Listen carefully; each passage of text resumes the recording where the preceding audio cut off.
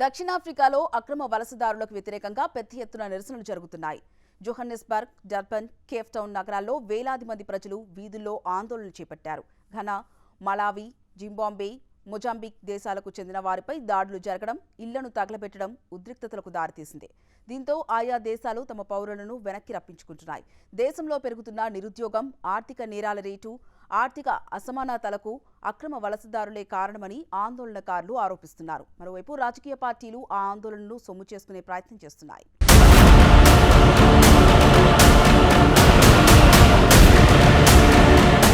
దక్షిణాఫ్రికా గత కొన్ని వారాలుగా అట్టుడుకుతోంది. అక్కడ అక్రమ వలసదారులకు వ్యతిరేకంగా ఆందోళనలు తీవ్ర రూపం దాలుస్తున్నాయి. దక్షిణాఫ్రికా ఎదుర్కొంటున్న సామాజిక, ఆర్థిక సమస్యలన్నింటికీ వీరే కారణమని march and march, operation Dudula, progressive forces తదితర సంస్థలు ఆరోపిస్తున్నాయి.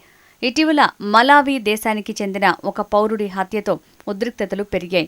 దక్షిణాఫ్రికాలో సరైన పత్రాలు లేని వలసదారులందరూ జూన్ 30వ తేదీ నాటికి దేశం విడిచి వెళ్లిపోవాలని డిమాండ్ చేస్తూ గడువు కూడా విధించాయి. అయితే ఇలాంటి అంశాలపై నిర్ణయాలు తీసుకోవాల్సింది ప్రభుత్వమేనని, గడువు విధించడం సమంజసం కాదని దక్షిణాఫ్రికా అధ్యక్షుడు సిరిల్ రామఫోసా తిరస్కరించారు. మరోవైపు గడువు తేదీ ముగియటంతో దక్షిణాఫ్రికాలోని జోహన్నెస్బర్గ్, డర్బన్, కేప్ టౌన్ తదితర ప్రధాన నగరాల్లో వేలాది మందితో ప్రదర్శనలు నిర్వహించారు.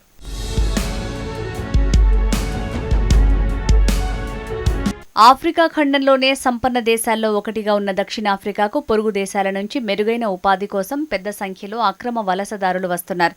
Ghana, Malawi, Zimbabwe, Mozambique, Nigeria లాంటి సాటి ఆఫ్రికా దేశాలకు చెందిన వారు చిన్నాచితకా పనులు చేసుకుని ఇక్కడ పొట్టుపోసుకుంటారు. దక్షిణాఫ్రికా ప్రస్తుతం తీవ్రమైన ఆర్థిక సంక్షోభాన్ని ఎదుర్కొంటోంది. దేశంలో నిరుద్యోగ రేటు దాదాపు 33% చేరుకుంది. అక్రమంగా వచ్చే వలసదారులు తక్కువ వేతనాలకే పని చేయటానికి సిద్ధపడటంతో స్థానిక వ్యాపారులు వారిని చేర్చుకుంటున్నారని, దీనివల్ల తమకు ఉపాధి అవకాశాలు దక్కడం లేదని స్థానిక యువత ఆరోపిస్తోంది. తమ దేశంలో ద్రవ్యోల్బణం, పెరిగిన నిత్యావసరాల ధరలు, పేదరికం వల్ల ఇబ్బంది పడుతున్న స్థానిక నల్లజాతి శ్రామిక వర్గం తమ కష్టాలకు వలసదారులనే సులభమైన లక్ష్యంగా చేసుకుని దాడులకు దిగుతున్నారు.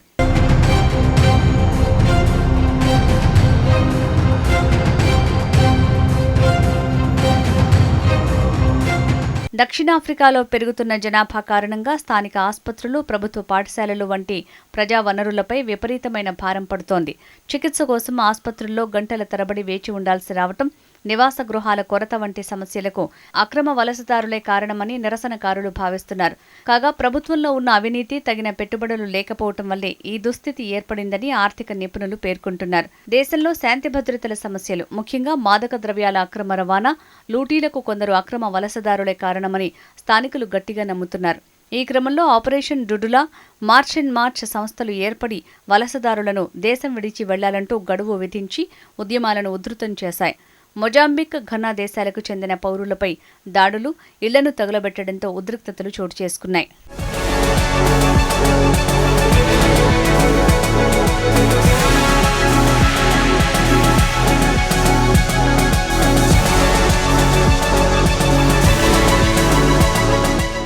దక్షిణాఫ్రికాలో ఏర్పడ్డ హింస, బెదిరింపుల నుంచి తప్పించుకోవటానికి ఇప్పటికే చాలా మంది విదేశీయులు పారిపోయారు.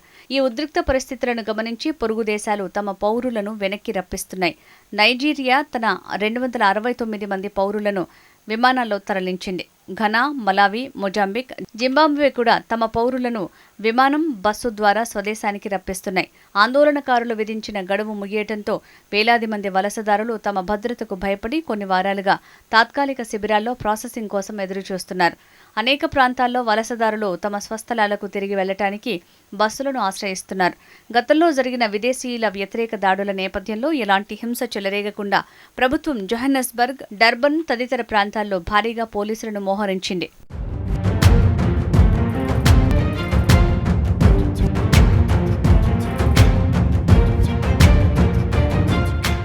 దక్షిణాఫ్రికాలో 1994లో శ్వేత జాతీయుల మైనారిటీ పాలన ముగిసిన సమయంలో మెరుగైన జీవితం కోసం ఆశిస్తూ చాలా మంది ఆఫ్రికన్ వలసదారులు దక్షిణాఫ్రికాకు తరలివచ్చారు.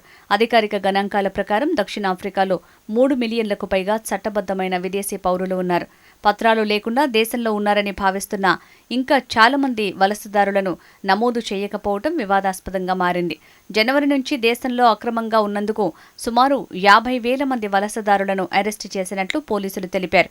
కాగా రాబోయే స్థానిక ఎన్నికలను దృష్టిలో ఉంచుకుని కొన్ని రాజకీయ శక్తులు ప్రజల్లో ఉన్న అసంతృప్తిని వలసదారులకు మళ్లిస్తున్నాయని విశ్లేషకులు చెబుతున్నారు. ప్రజల ఓట్లను ఆకర్షించడానికి వలస వ్యతిరేక సెంటిమెంట్ను రాజకీయ నాయకులు ప్రచారాస్త్రంగా వాడుకుంటున్నారు.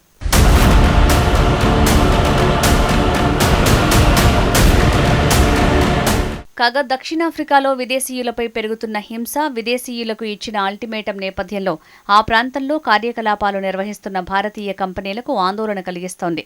దక్షిణాఫ్రికా భారతీయ కార్పొరేషన్లకు ఒక ముఖ్యమైన మార్కెట్.